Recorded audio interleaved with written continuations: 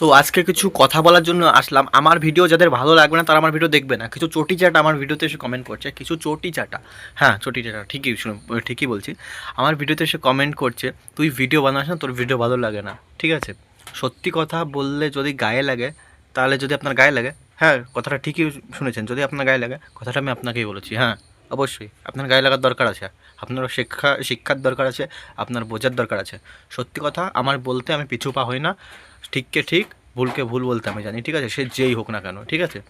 তো এরপর থেকে আমার পরবর্তী যে ভিডিওগুলো সব এই টাইপের ভিডিও আসবে। যারা আমার চ্যানেলে ভিডিও দেখছো অথচ সাবস্ক্রাইব করছো না, তো তোমাদের কাছে একটাই অনুরোধ, সাবস্ক্রাইব করে পাশে থাকা বেল আইকনটি প্রেস করে অল নোটিফিকেশনটা অন করে দেবে।